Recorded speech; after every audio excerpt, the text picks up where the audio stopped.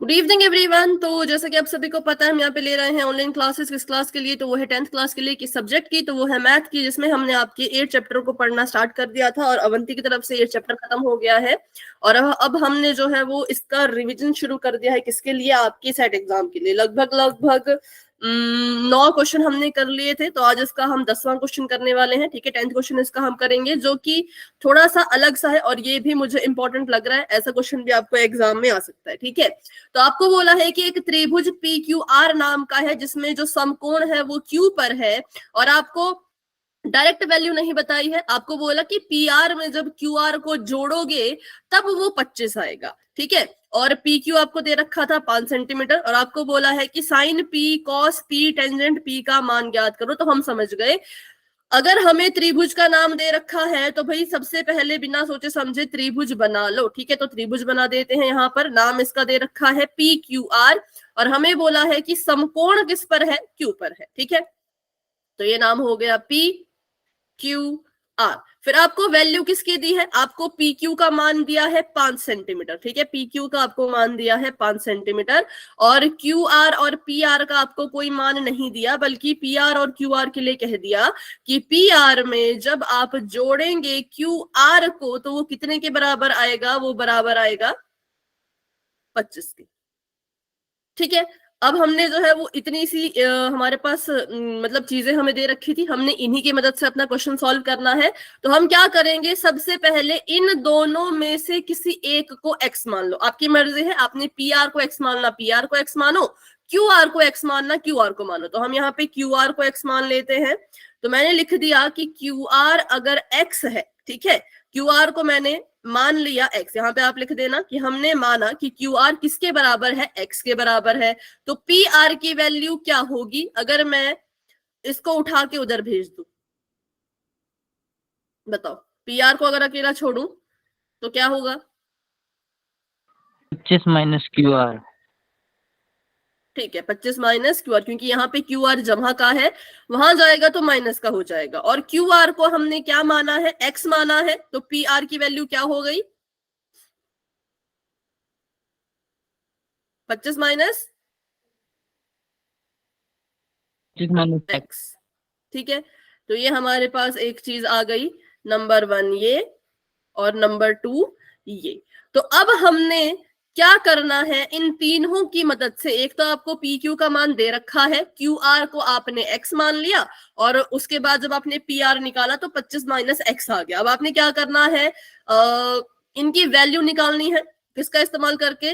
Pythagoras का। तो चलिए पाइथागोरस यहाँ पे लिखते हैं। पाइथागोरस प्रमेय कहती है कि बच्चों, अगर आप कर्ण का स्क्वायर करोगे तो वो बराबर होगा आधार के स्क्वायर जमा लंब के स्क्वायर। ठीक है, तो पहले तो बताओ यहाँ पे कर्ण कौन है? कर्ण का नाम बताओ।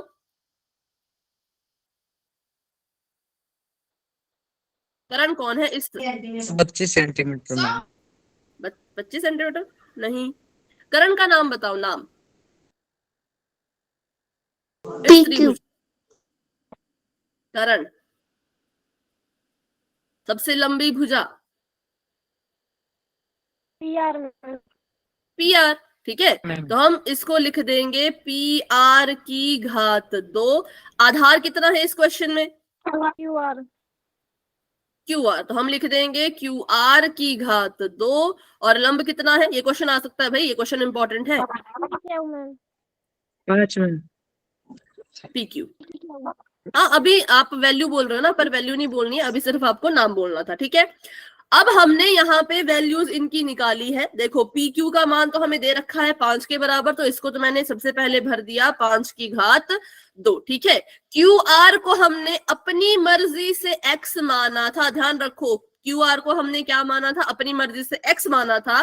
तो क्यू आर की जगह पे मैं लिख दूंगी एक्स की घात 2, और पी आर की जगह पे क्या लिखूं? क्या है पी आर की वैल्यू?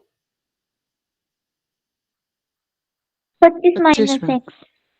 बिल्कुल, 25 माइनस एक्स। ध्यान से देखो ना, 25 नहीं होगी अकेली, क्या है? 25 माइनस एक्स का स्क्वायर। बताओ किस किस को ये चीज समझ आई? जिसको नहीं समझ आई तो पूछो, क्योंकि ये बहुत जरूरी है।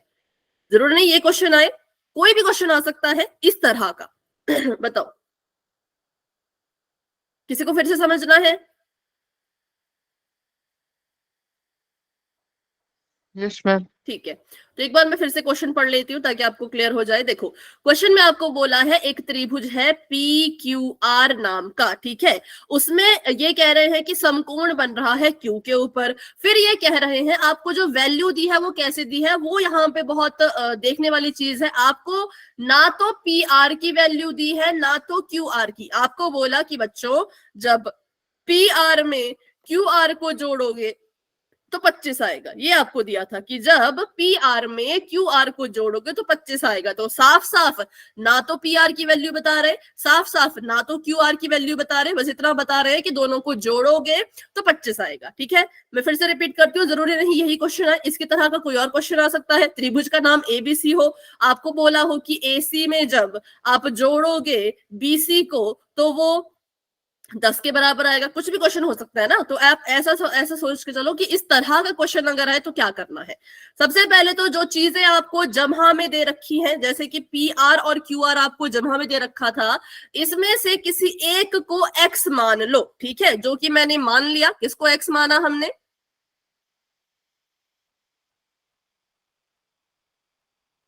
QR को। ठीक है, अपनी मर्जी से किया मैंने x मान लिया। किसको? QR को। बताओ, ये चीज समझ आई? जो जमा वाली चीजें हैं इनमें से किसी एक को x मानना है, मैंने QR को x मान लिया। ये क्लियर हुआ? Yes ma'am. ठीक है, उसके बाद QR को x माना है आपने। अब क्या करो, इन दोनों में से जिसको आपने x नहीं माना है उसको अकेला छोड़ो। QR को तो मैंने x मान लिया था, है ना। PR को मैंने कुछ नहीं माना था, तो PR को मैं अकेला छोड़ देती हूँ। PR को मैंने अकेला छोड़ दिया, QR को उठा के उधर भेज दिया। मतलब PR को अकेला करना, बस इतनी सी बात है। PR को अकेला छोड़ो, QR को उठा के इधर भेजा तो वो ये माइनस का बन गया, है ना। माइनस का बन गया तो मेरे पास वैल्यू आ गई PR की बराबर है 25 माइनस x। क्यों? क्योंकि मैंने अभी अभी QR को x माना है, तो QR की जगह पे x लिख सकते हैं। तो हमें वैल्यू मिल चुकी है सबकी अलग अलग। QR की वैल्यू x, PR की वैल्यू 25 माइनस x और PQ की वैल्यू आपको क्वेश्चन में ही दे रखी थी 5 सेंटीमीटर। बताओ, अभी क्लियर हुआ? ये तीनों त्रिभुज की भुजाएं हैं, तो मैंने इनकी वैल्यू निकाल ली। QR कितने के बराबर? x के बराबर। PR कितने के बराबर? 25 माइनस x के बराबर। बताओ, अभी समझ आया? चैट बॉक्स में लिख दो भाई। Yes ma'am. ठीक है, तो यस मैम। फिर हमने क्या करना है, अब ये इसकी वैल्यू नहीं हो सकती ना, हमें तो असली वैल्यू चाहिए ना। तो हम क्या करेंगे, यहाँ पे लगा देंगे पाइथागोरस। पाइथागोरस ने कहा कर्ण का स्क्वायर बराबर होता है आधार का स्क्वायर जमा लंब का स्क्वायर के। तो फिर हमने इसके पहले तो नाम लिख दिए कि कर्ण PR है, आधार QR है, लंब PQ है। फिर इनकी वैल्यू भर दी। PR की वैल्यू 25 माइनस x थी तो भर दी 25 माइनस x का होल स्क्वायर। QR की वैल्यू x है तो भर दी x की घात 2 और PQ का मान 5 है तो भर दिया 5 की घात 2। ठीक है, बताओ अभी समझ आया क्या लिखा था ये? Yes ma'am. चलिए, तो अब इसको सॉल्व करते हैं।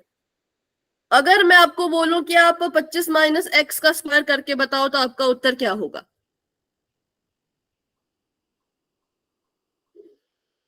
625 माइनस x स्क्वायर। नहीं, क्योंकि जब ऐसा होता है ना क्वेश्चन में कि दो चीजें अंदर हैं, माइनस हो रही हैं, उनका स्क्वायर हो रहा है, तो डायरेक्ट नहीं होता ना। इस पे क्या लगती है? सर्व समीका। कौन सी? a माइनस बी का होल स्क्वायर। बोलो, क्योंकि दोनों का स्क्वायर हो रहा है ना, तो इसमें सर्व समीका लग जाएगी a माइनस बी का होल स्क्वायर। तो a क्या होता है, इससे सर्व समीका खोलते हैं तो क्या होता है? a स्क्वायर जमा b स्क्वायर माइनस 2ab। अब बताओ, अब इसको सॉल्व करके बताओ क्या आएगा? 25 का स्क्वायर करेंगे सबसे पहले। 25 का स्क्वायर जमा x का स्क्वायर माइनस, माइनस के बाद क्या लिखूं? 2 गुणा। बताओ आगे।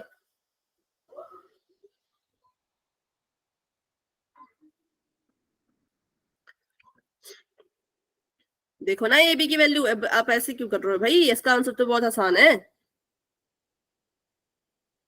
25 गुना x। बिल्कुल, एक मिनट।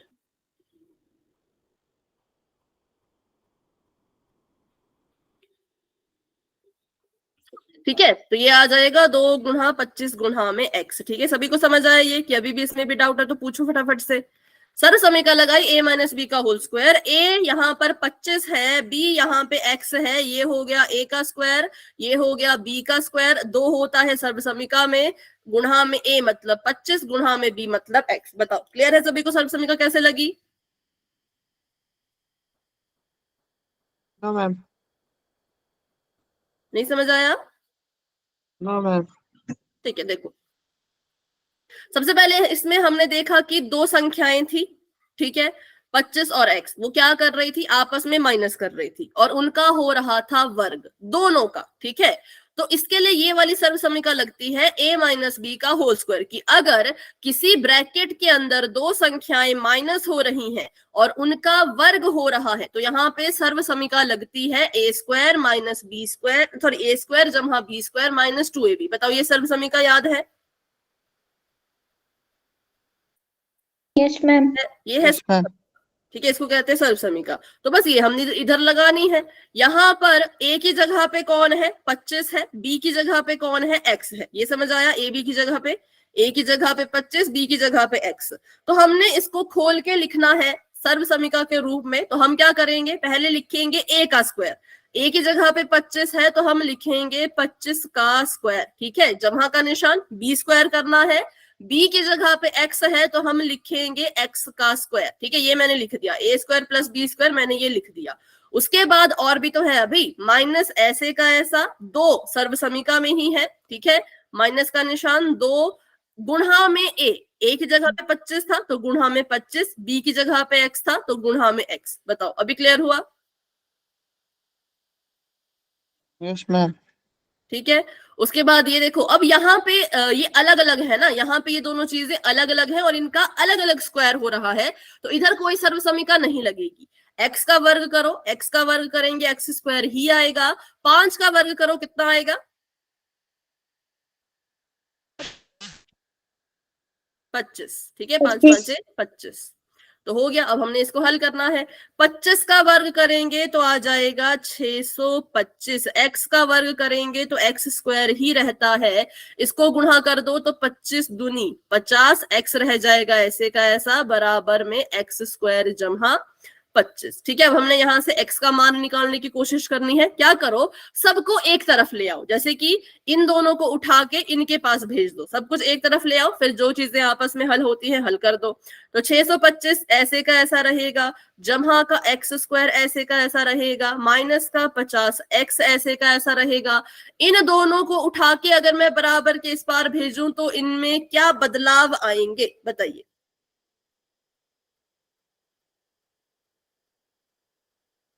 एक्स स्क्वायर माइनस का, ठीक है, माइनस का x स्क्वायर और माइनस का 25, माइनस का 25 और बराबर के उस पार भी कुछ लिखूं कि रहने दूं? बताओ, सब कुछ तो यहां से चला गया, तो कुछ लिखने की जरूरत है कि इसको ऐसे रहने दूं? मैम ऐसे ही नहीं, थोड़ा सा गलत है।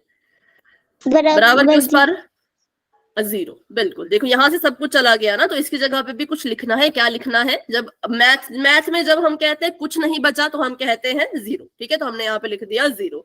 अब संख्या को संख्या से सॉल्व करो। ये 625 है, ये माइनस का 25 है। 625 में से 25 माइनस कर दोगे, कितना बचेगा, 600। 600। ठीक है, ये एक्स स्क्वायर जमा का है, ये एक्स स्क्वायर माइनस का है, क्या होगा इनके बीच, मैम कट जाएंगे माइनस। दोनों, कट जाएंगे। ठीक है, एक्स स्क्वायर से, जमा के एक्स स्क्वायर से माइनस का एक्स स्क्वायर कट गया और हमारे पास क्या बचा, 50 माइनस माइनस का 50x। ठीक है, बराबर में 0। अब हमने x को धीरे धीरे अकेला छोड़ना है, तो पहले तो मैंने माइनस का 50x यहां लिख दिया। 600 जमा का था, बराबर के उस पार जाएगा तो कैसा हो जाएगा, माइनस का। ठीक है, माइनस का 600। अब x को बिल्कुल ही अकेला छोड़ दो, x के साथ माइनस का 50 गुणा कर रहा है, तो माइनस के 600 के पास जाके क्या करेगा, भाग। कौन, 50। जमा का यस मैम। माइनस का जमा का मैम।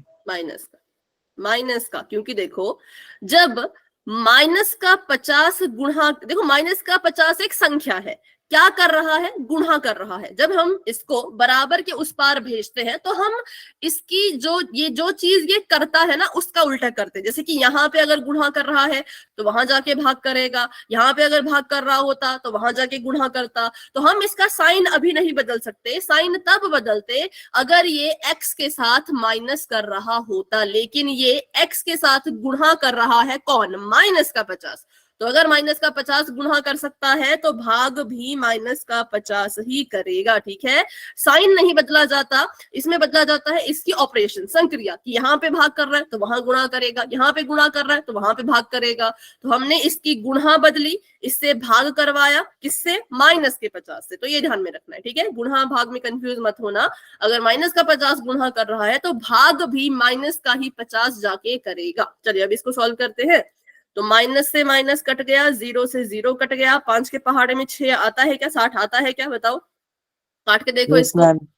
6 से 5 एक कम 5, 5 एक कम 5, हाँ बिल्कुल, हमें चाहिए थे 6, हमें मिले 5, कितने बचे, 1, तो वो चला जाएगा इसके सिर पर, ये 10 बन गया। और इसको भी काट दो तो 5 दूनी 10। तो हमारे पास जो x है तो कितने के बराबर आ गया, x बराबर आ गया 10 के, ठीक है, x बराबर आ गया 10 के। अब ये जो x था ये हमने किसको माना था, बताओ। मैम 10 नहीं 12। अच्छा 12, हाँ सॉरी सॉरी, किसको माना था हमने x, QR को मैम। QR को। तो हम कहेंगे QR बराबर है x बराबर है 12, ठीक है। तो हम कहेंगे QR आ गया 12 के बराबर। अगर QR 12 है तो क्या आप PR का मान बता सकते हो,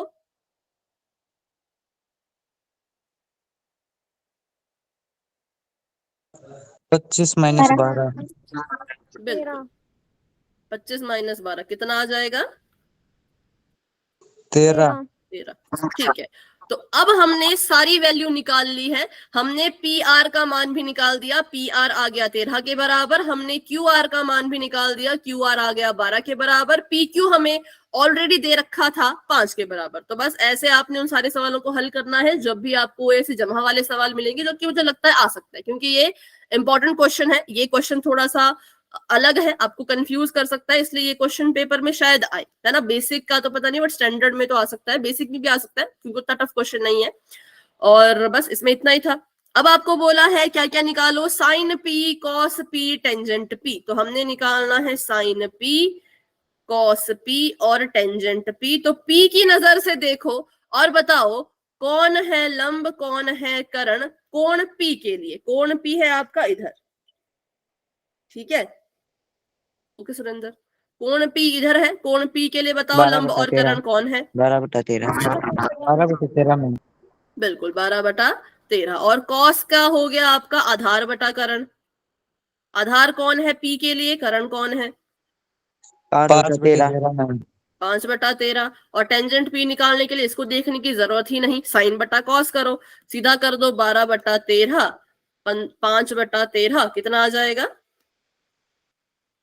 12/5, 5। ठीक है, 12/5 तो हो गया। ये क्वेश्चन इतना ही था। तो अब इसका अगर आपने स्क्रीनशॉट लेना तो ले सकते हो। ये है आपका क्वेश्चन नंबर 10, किसका, 8.1 का।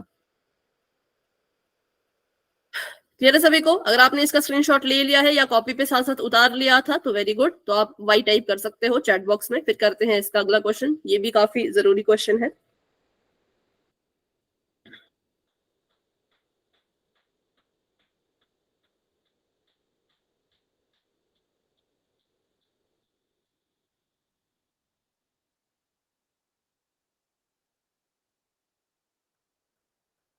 ठीक है,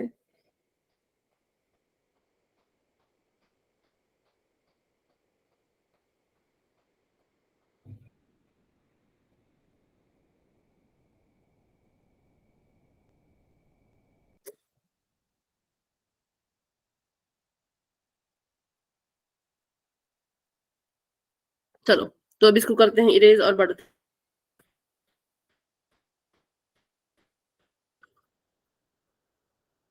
अब करते हैं क्वेश्चन नंबर 11। ये आपको आएगा एक या मतलब एक ही नंबर में आएगा, उससे ज्यादा तो नहीं आएगा। पहला क्वेश्चन आपको बोला है टेंजेंट ए का मान हमेशा ही 1 से कम होता है, सही है कि गलत है? टेंजेंट ए का मान गलत है, क्यों?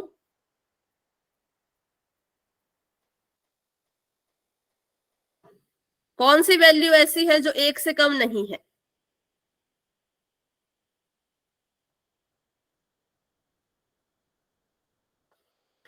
रीजन भी आपको पता होना चाहिए ना। आपने नो तो बोल दिया, लेकिन कौन सी वैल्यू पे जो 1 से कम नहीं होती, 1 से ज्यादा होती है, कौन सी वैल्यू है वो? तो ये आपको कहाँ मिलेगी? ये आपको मिलेगी टेबल में, जो आपका ट्रिग्नोमेट्री के टेबल होता है, जो हमने एंगल का टेबल बनाया था, वहां पे आपको ये वैल्यू मिलेगी। तो उस टेबल को देख के बताओ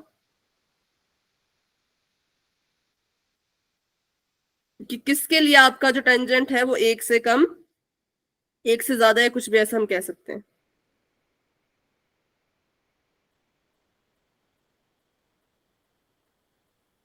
तो इसके लिए हमें टेबल देखना पड़ेगा।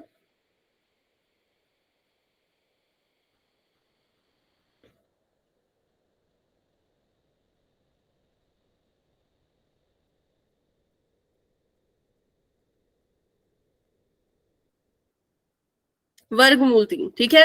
वर्गमूल 3 होता है तब जब आपका टेंजेंट 60 डिग्री होता है।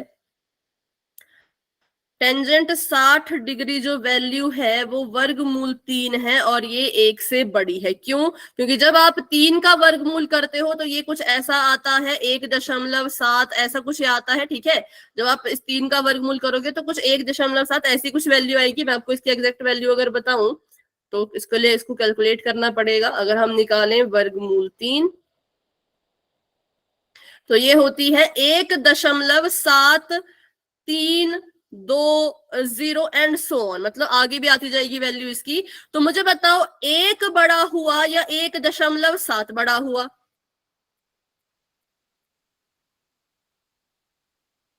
1.7।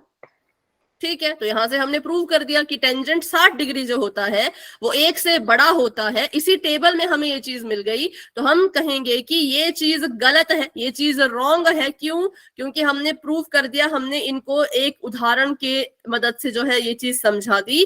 क्योंकि हमने कहा टेंजेंट 60 वर्गमूल 3 होता है, वर्गमूल 3 की वैल्यू ये होती है, जिस कारण हम कह सकते हैं कि टेंजेंट की वैल्यू 1 से बड़ी भी आ सकती है, हमेशा 1 से छोटी नहीं होती। किस किस को ये कारण समझ आ गया? वाई टाइप करो, जिसको अभी भी समझ नहीं आया तो पूछो, क्योंकि ये क्वेश्चन आपका पेपर में आया था। देखो, ये कह रहे हैं कि टेंजेंट ए का मान सदैव 1 से कम होता है। टेंजेंट ए मतलब जो टेंजेंट ए का मतलब होता है कोण, ठीक है। ए का मतलब होता है कोण। अब हमें पता है कि आपके 10th के सिलेबस में कितने कोण हैं। एक है टेंजेंट 0 डिग्री, एक है टेंजेंट 30 डिग्री, फिर है 45 डिग्री, फिर है कितना 60 डिग्री, फिर है 90 डिग्री। तो आप क्या करोगे, इन सभी मानों के लिए चेक करोगे कि आपका जो टेंजेंट है क्या वो 1 से छोटा है। और यहाँ पे इन्होंने ऐसा भी नहीं बोला 1 के बराबर, तो हमारे पास तो दो दो कारण आ गए। हम बोल सकते हैं कि देखो जो टेंजेंट 45 डिग्री है वो 1 के बराबर है, 1 से छोटा नहीं है। और टेंजेंट 60 जो है वो वर्गमूल 3 है। अगर आप वर्गमूल 3 का वर्गमूल हटाओगे तो उसकी वैल्यू आएगी 1.732, जो कि 1 से बड़ा होता है।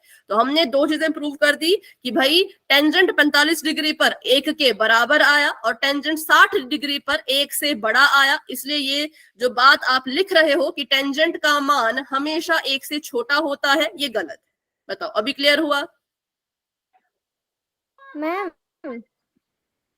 हाँ बोलो। एग्जाम के टाइम में ये टेबल फिर बनानी पड़ेगी? नहीं, आपको बस इतना बताना है कि सही है कि गलत है, बस आपको इतना ही बताना होगा, ठीक है। लेकिन मैं आपको इसका कारण बता रही हूँ ताकि आपको पता चले, रट्टा नहीं मारना है ना, बात हर चीज को समझ के करना है। इसलिए मैंने आपको कारण भी बता दिया कि देखो इस वजह से ये चीज गलत हुई, ठीक है। ठीक है मैम। बाकी हाँ, टेबल तो बनाना पड़ेगा। अगर आपको क्वेश्चन आता है ना बड़ा जैसा क्वेश्चन, तो फिर टेबल तो बनाना पड़ेगा, तभी तो क्वेश्चन सॉल्व कर पाओगे। ठीक है मैम।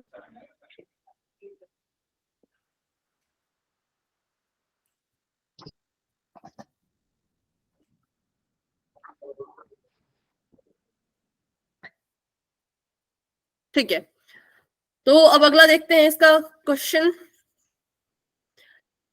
कोण ए के किसी मान के लिए सीकेंट ए 12/5 होगा, होगा कि नहीं होगा, हाँ या ना?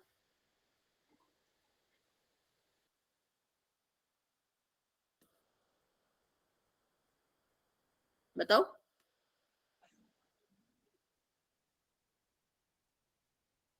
ये बात तो बड़ी छोटी सी है, लेकिन इसको सॉल्व करना बहुत मतलब लंबा तरीका इसको सॉल्व करने का, ठीक है। तो अभी इसका हाँ या ना का पता लगाएंगे हम इसको सॉल्व करके।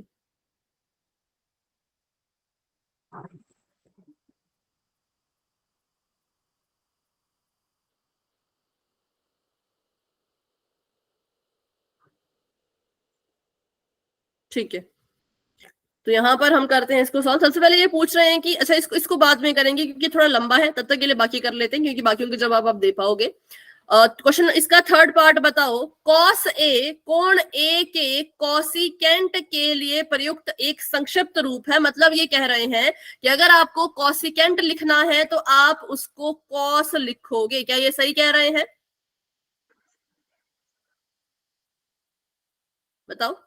संक्षिप्त मतलब छोटा रूप, तो क्या ये सही कह रहे हैं कि कॉसिकेंट को हम ऐसे लिखते हैं छोटा करके? Yes ma'am. No ma'am. गलत गलत बोलते रहते हो। यस किसने बोला? कॉसिकेंट को ऐसे लिखते हो या फिर ऐसे लिखते हो? कैसे लिखते हो कॉसिकेंट को? ऊपर वाला कि नीचे वाला? नीचे वाला। ऊपर वाला। नीचे वाला। ऊपर वाला कौन बोल रहा है? गलत है। ये इसकी फुल फॉर्म बताएगा कोई? इसको तो हम बोलते हैं कॉसिकेंट, ठीक है। ऊपर वाले की फुल फॉर्म कोसाइन। आती है किसी को? बिल्कुल, वेरी गुड भाई, कोसाइन। बहुत अच्छे। इसको बोलते हैं कोसाइन। कॉस है ये कॉसिकेंट नहीं है, इसको हम बोलते हैं कोसाइन। कॉसिकेंट लिखना है तो हम लिखते हैं पहले CO फिर SEC, मतलब यहां तक लिखते हैं। कॉसिकेंट को लिखना हो छोटा करके तो, और ये जो है ये कॉस है और इसको हम कोसाइन बोलते हैं पूरा बड़ा करके, ठीक है। तो ये गलत है, ये चीज जो यहाँ पे लिखी है ये गलत है। चलिए आगे आगे बताइए। आगे ये बोल रहे हैं कि जो कॉट ए है, जो कोटेंजेंट ए है, वो कॉट और ए का गुणनफल होता है।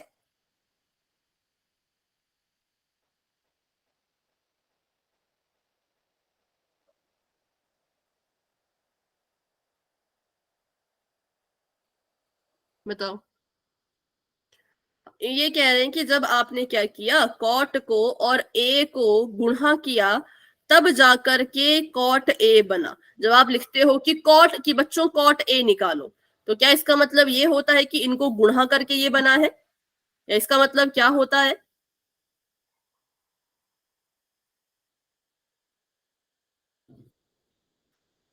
बताइए फटाफट से भाई। स्कूल में इसका कारण आपको बताया होगा ना इन सभी क्वेश्चंस का, कि नहीं बताया था?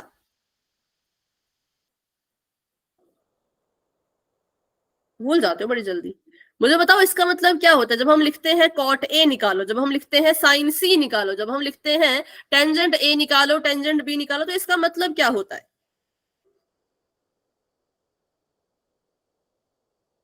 कोण को देख के मैम फिर कोट निकालो, ए कोण को देखो ऐसे। बिल्कुल बिल्कुल। तो इसका मतलब होता है ए कोण के लिए कॉट निकालना, ए कोण के लिए कॉट को ज्ञात करो, इसका मतलब ये होता है, ठीक है। तो इसका मतलब ऊपर वाला नहीं होता जो ये ऊपर लिख रहे हैं कि भाई कॉट को और ए को गुणा किया तो जाके कॉट ए बना, तो हम कहेंगे कि ये चीज भी गलत है क्योंकि ये ऐसे नहीं बना है। बल्कि ये हमें कह रहे हैं अगर कॉट ए लिखा है तो इसका मतलब ये कह रहे हैं कि इस कोण के लिए कोटेंजेंट निकालो, ठीक है। तो ये चीजें अपने ध्यान में रखनी है कि ये कोई गुणनफल नहीं होता, बल्कि ये ऐसा कह रहे होते हैं कि इस कोण के लिए, कोण ए के लिए कोटेंजेंट ज्ञात करो। बताओ ये चीज क्लियर हुई फोर्थ वाला कि गलत क्यों है?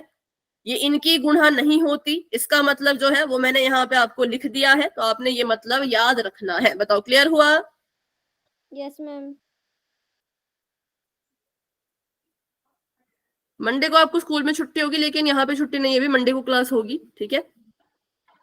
किसी भी कोण थीटा के लिए साइन थीटा 4/3 होता है। बताओ अब फिर से वही चीज, वैसे तो बहुत सारे कोण होते हैं, लेकिन 10th क्लास में आपको 5 ही कोण है, 0 degree, 30 degree, 45 degree, 60 degree, 90 degree. क्या उसमें से किसी भी कोण के लिए साइन थीटा की वैल्यू 4/3 थी?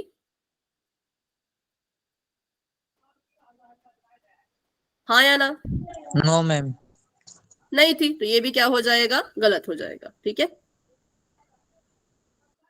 तो हमने अब इसको चेक करना है। क्वेश्चन नंबर 2 को कैसे चेक करेंगे? सबसे पहले तो हम चेक करेंगे कि ये कह रहे हैं कि सीकेंट ए 12/5 है। पहले हम ये चेक करेंगे कि ऐसा कोई त्रिभुज बन सकता है कि नहीं बन सकता। ठीक है, तो सीकेंट ए लिख दिया, 12/5 लिख दिया, तो हमें चेक करना पड़ेगा कि ये जो वैल्यू यहाँ लिखी है, क्या इस वैल्यू से कोई समकोण त्रिभुज बन रहा है? अगर समकोण त्रिभुज बन रहा होगा तो हम कहेंगे हाँ सेकेंड ए की वैल्यू ये हो सकती है, लेकिन अगर समकोण त्रिभुज नहीं बन रहा होगा तो हम कहेंगे सेकेंड ए 12/5 नहीं हो सकता। सेकेंड ए का फॉर्मूला होता है कर्ण बटे आधार।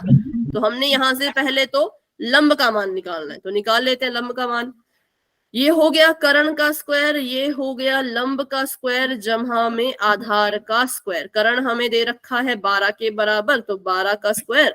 लंब, बेटा माइक ऑफ रखो, लंब हमने निकालना है, आधार हमें दे रखा था 5 के बराबर, 5 का स्क्वायर।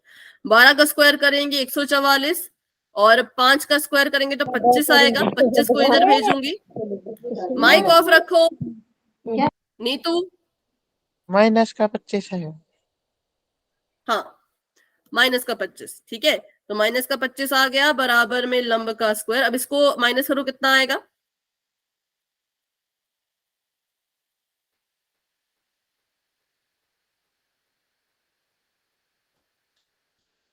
नौ, 3 में से 2 गए 1,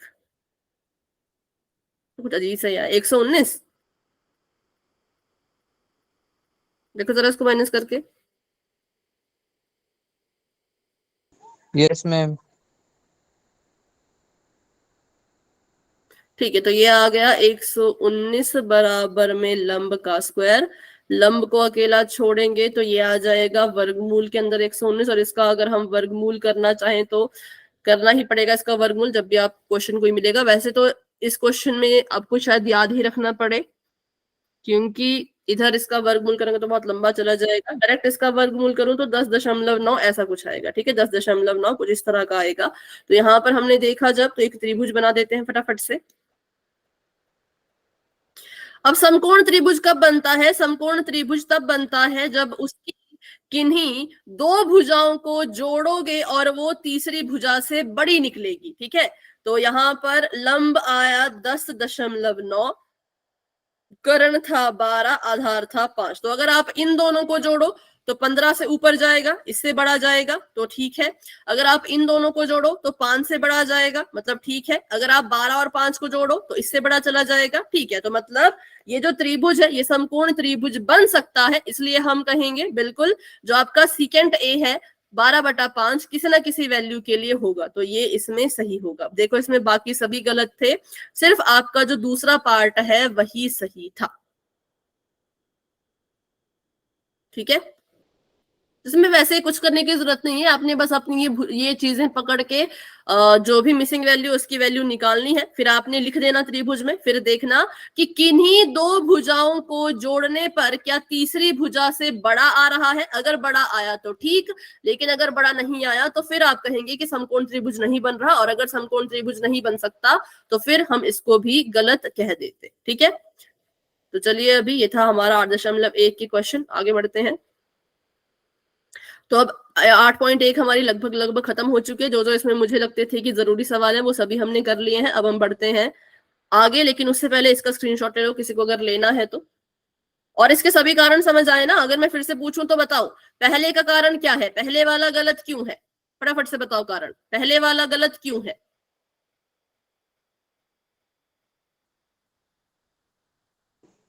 मैम टेंजेंट 60 का मान √3 होता है, जो कि 1 से बड़ा है मैम। बड़ा है, बिल्कुल। और आप ऐसे भी बोल सकते हो टेंजेंट 45 1 के बराबर है। इन्होंने हमेशा बोला कि 1 से कम, कम की ही बात कर रहे हैं, लेकिन टेंजेंट तो 1 के बराबर भी होता है और 1 से बड़ा भी होता है। और तीसरा वाला क्यों गलत है?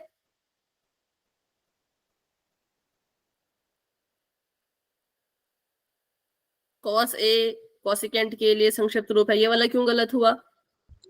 क्योंकि मैम कोसिकेंट का संक्षिप्त रूप कोसिकेंट होता है, कोस का मैम कोसाइन होता है। कोसाइन, बिल्कुल। कॉट और ए का गुणनफल है, ये गलत क्यों हुआ?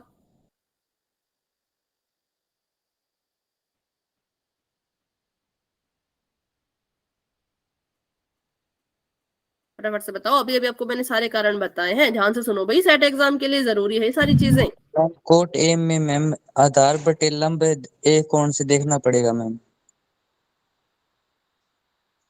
अच्छा, मतलब ये क्वेश्चन शायद आपको समझ नहीं आया होगा बच्चों को। ये पूछ रहे हैं कि जो कॉट ए बना ना, देखो ये पूछ रहे हैं कि जो ये कॉट ए बना, जो इन्होंने कॉट ए लिखा, ये इन्होंने इसलिए लिखा क्योंकि इन्होंने कॉट में ए की गुणा की है, तो ये चीज गलत है, ये ऐसे नहीं बना है। ये कैसे बना है, ये हमें बताने के लिए बना है कि कॉट को ए की नजर से देख के या फिर कॉट का मान निकालो कोण ए के लिए। तो इसका ये मतलब नहीं है कि इन्होंने कॉट को और ए को गुणा किया है, गलत है। कॉट ए अगर कहीं पे लिखा हुआ हो तो इसका मतलब होता है इस कोण के लिए कॉट का मान निकालिए, ठीक है। तो ये इसका मतलब होता है, इन्होंने यहाँ पे इसका गलत मतलब दिया है। ये कह रहे हैं कि कॉट ए मतलब कॉट गुणा ए, ऐसा नहीं है। कॉट ए मतलब कोण ए के लिए कॉट निकालो, ठीक है। तो इसलिए हम इसको गलत कह रहे हैं क्योंकि ये गुणा नहीं है, ये इनके बीच की गुणा नहीं है, बल्कि ये हमें दर्शा रहे हैं कि इस कोण के लिए कोटेंजेंट निकालो। और आखिरी वाला क्यों गलत हुआ? साइन का मैम कोई भी मान 4/3 नहीं होता। बिल्कुल, साइन का कोई भी मान 4/3 नहीं होता। कैसे पता चलेगा? टेबल देख के। टेबल में हमने देखा तो साइन का मान 0 होता है, 1/2 होता है, 1/वर्गमूल 2 होता है, वर्गमूल 3/2 होता है, 1 होता है, लेकिन 4/3 नहीं होता। तो इसलिए ये गलत है और इसको इसको इसके पीछे कोई कारण नहीं है, इसके लिए हमें चेक ही करना पड़ेगा कि समकोण त्रिभुज बनेगा कि नहीं बनेगा, ठीक है। तो आगे बढ़ते हैं, अब हम करते हैं कुछ क्वेश्चन जो कि हैं इन पर आधारित, इस टेबल पे आधारित कुछ क्वेश्चन है, ठीक है। तो उनको आप ही करेंगे। वो है आपका 8.2। तो चलिए करते हैं पहला क्वेश्चन। आप इसको करके बताओ। ये वाला क्वेश्चन हमने शायद अवंती क्लास में भी किया था, तो इसको रहने दो। आप तीसरा पार्ट करो इसका। चलो, तीसरा पार्ट आपने करके बताना है। इसके लिए टेबल अपने सामने रखो और इस क्वेश्चन को आप आराम से सॉल्व कर पाओगे। नोटबुक चेक कराना मुझे अपनी। कॉस 45 डिग्री बटे में सीकेंट 30 डिग्री जमा कॉसिकेंट 30 डिग्री, इसको हल करके जो भी आपका आंसर आएगा वो आपने मुझे बताना है।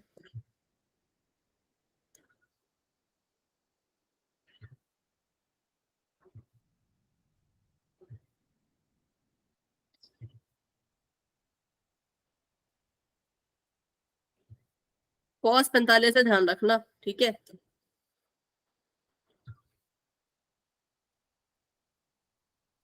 जिसका भी हो जाएगा नोटबुक दिखा देना। पहला पार्ट नहीं दिया मैंने करने को, पहला पार्ट बहुत ही इजी, बहुत ही सिंपल है। जानबूझ के तीसरा पार्ट दिया है, तो इसको करो।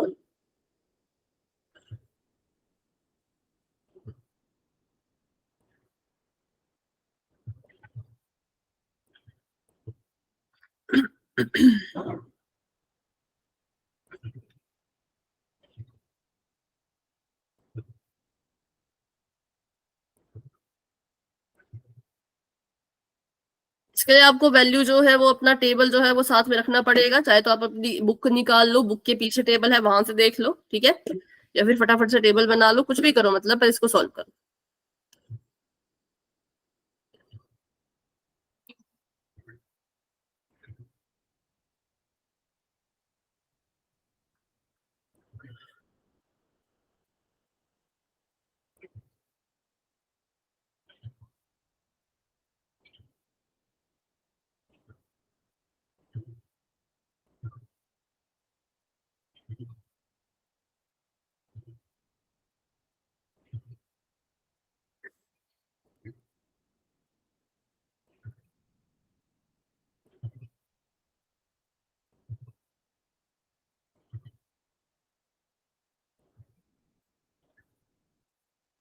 कर रहे हो solve? Yes ma'am. Yes ma'am. ठीक है।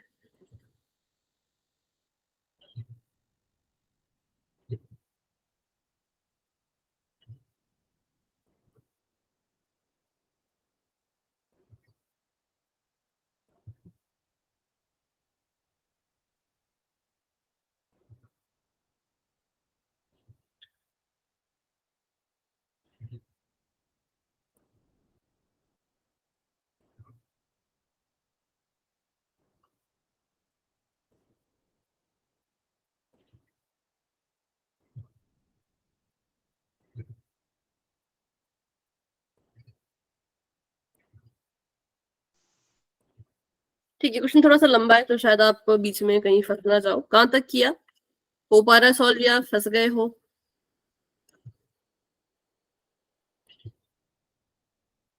कर रहे हैं मैम, थोड़ा सा रह गया। अच्छा, ठीक है।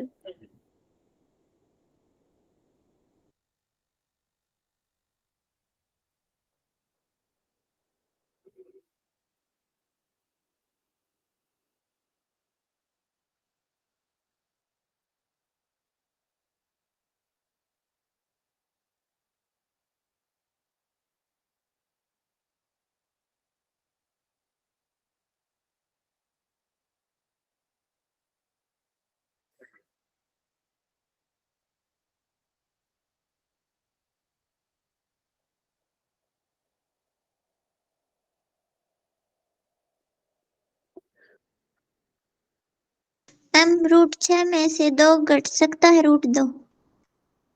नहीं।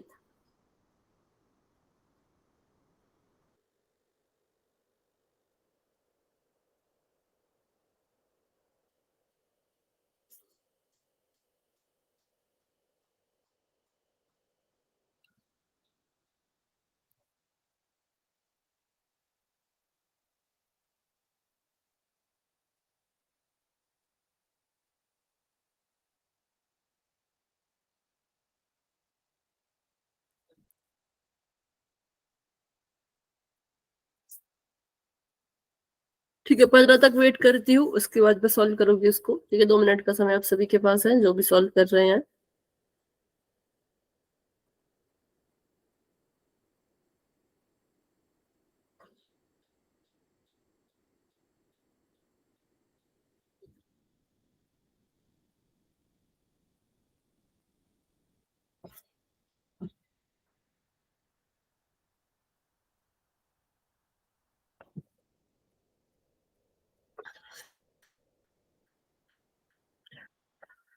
वर्गमूल 3 प्लस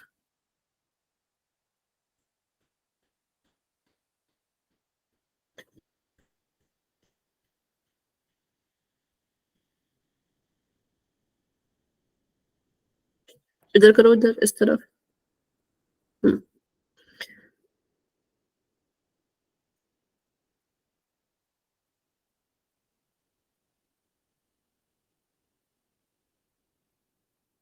इसका परिमेयकरण कर दिया तो ऊपर ये आ गया। इसका परिमेयकरण करेंगे तो सारी गुणा कर रहे थे आपस में।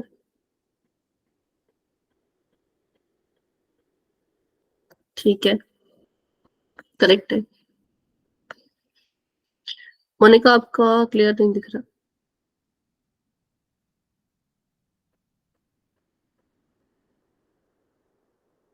1/√2 था ऊपर। शुरू कहाँ से किया बेटा? वहां पे दिखाओ पहले। हाँ, उसके बाद √3 ऊपर चला गया। नहीं, नहीं चाहिए। आपने भी इसका परिमेयकरण किया, फिर उसके बाद उस तरफ।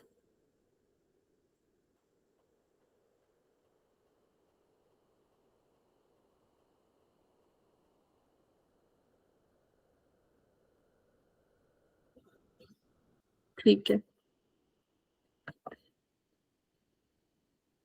ठीक है, तो इसको सॉल्व करते हैं अब।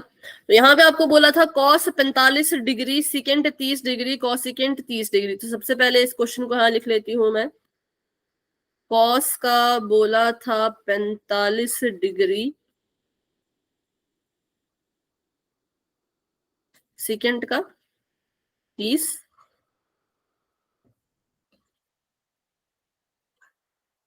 cosecant का भी 30।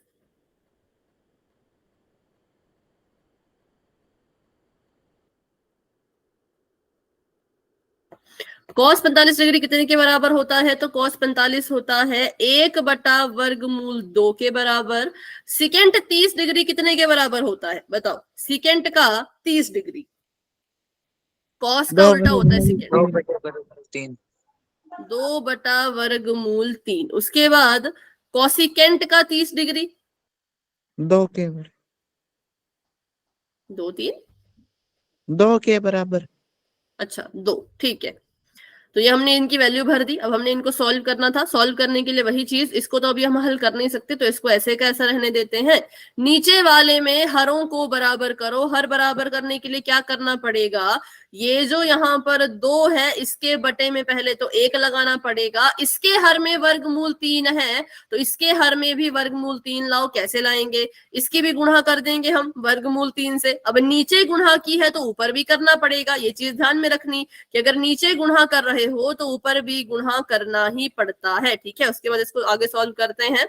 तो 1 बटा वर्गमूल 2 ऐसे का ऐसा, बटे में आ जाएगा 2 बटा वर्गमूल 3, जमा का निशान 2 वर्गमूल 3 बटे में वर्गमूल 3। ठीक है, अब इसको और ज्यादा हल करने के लिए क्या करेंगे, इसको अभी ऐसे का ऐसा ही रहने देंगे। नीचे जो चीजें हैं इनको अच्छे से लिख लो।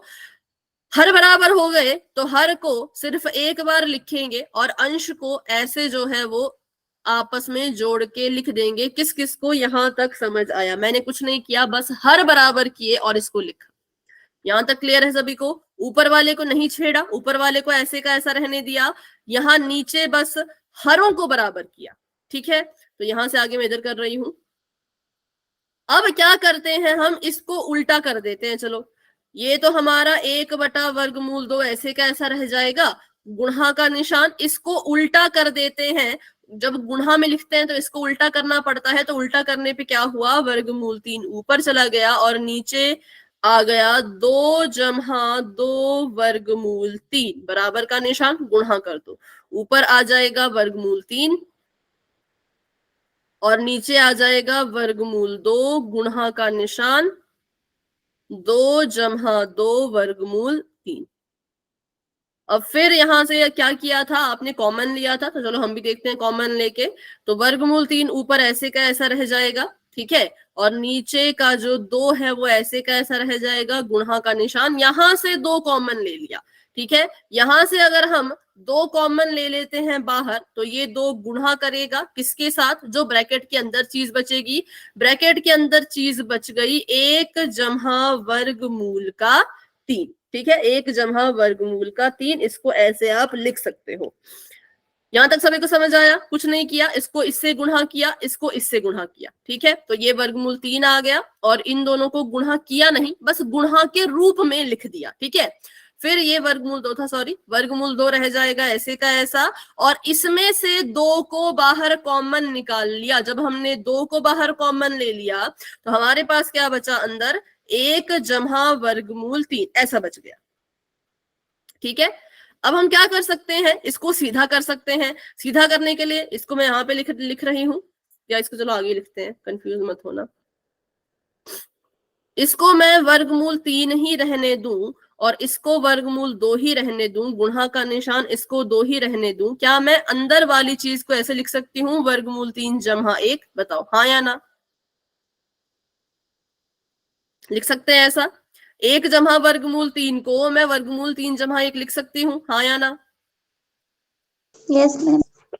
बिल्कुल लिख सकते हैं। ठीक है, अब यहाँ पे एक चीज आपने बिल्कुल ध्यान में देनी है, हम कभी नहीं चाहते कि बटे के नीचे वर्गमूल वाली चीजें हो। बटे के नीचे क्या हो, वर्गमूल वाली चीजें हो, हम ऐसा नहीं चाहते। तो हम क्या करेंगे, हम यहाँ पर परिमेयकरण करेंगे। 2 चीजें हैं जो बटे के नीचे हैं, एक हमारा ये है, दूसरा हमारा ये है। तो हम एक एक करके परिमेयकरण करके इनको यहां से गायब करने की कोशिश करेंगे। तो परिमेयकरण कैसे किया जाता है, जो चीज वर्गमूल में है और वो आपको अगर नहीं चाहिए, तो अगर तो वो चीज अकेली है तो उसको आप अकेला ही गुणा करो, नीचे भी और ऊपर भी। अगर कोई चीज अकेली है तो उसको अकेला ही गुणा करो ऊपर नीचे। लेकिन अगर कोई चीज ब्रैकेट के अंदर है, जैसे कि ये वाली चीज ब्रैकेट के अंदर थी, तो इसका परिमेयकरण कैसे करते हैं, अगर ये जमा में है, ये वर्गमूल 3 जमा 1 है, तो आप इसका उल्टा लोगे, आप लिखोगे वर्गमूल 3 माइनस 1। अगर ये जमा में है तो परिमेयकरण करने के लिए आप इसका उल्टा लोगे, उसकी गुणा नीचे भी करनी है और उसी की गुणा ऊपर भी करनी है। सभी को समझ आया परिमेयकरण? डाउट है तो पूछो। ये हर क्वेश्चन में काम आएगा, चाहे 8.3 हो, चाहे 4 हो, चाहे 2 हो, हर क्वेश्चन में आपको परिमेयकरण करना ही पड़ेगा। तो वही मैंने बताया, अगर ब्रैकेट वाली चीज हो, अगर ये जमा की है तो परिमेयकरण करने के लिए आपने इसका उल्टा लेना है, मतलब माइनस लेना है। संख्याएं सेम, वर्गमूल 3 और 1 थी, मैंने भी वर्गमूल 3 और 1 ही लिखी है, लेकिन साइन उल्टा कर दिया, माइनस का लगा दिया। ठीक है, ऊपर भी उसी से गुणा करी, तो गुणा करो, ये हो जाएगा वर्गमूल 3 गुणा में वर्गमूल 3 माइनस 1 बटे का निशान, वर्गमूल 2 रह जाएगा ऐसे का ऐसा, गुणा में 2 था, 2 की गुणा में वर्गमूल 3 जमा का 1 था, और एक और चीज इनसे गुणा होने आ गई, कौन सी, वर्गमूल 3 माइनस का 1। कुछ नहीं किया, बस इनको ऐसे गुणा कर दिया, इसको इससे, इसको इससे। ठीक है, अब इनको गुणा करते हैं। वर्गमूल 3 जब वर्गमूल 3 से गुणा करेगा तो उत्तर में 3 आएगा, वर्गमूल 3 जब 1 से गुणा करेगा तो उत्तर में वर्गमूल का ही 3 आएगा, बटे का निशान, वर्गमूल 2 ऐसे का ऐसा, गुणा में 2 ऐसे का ऐसा।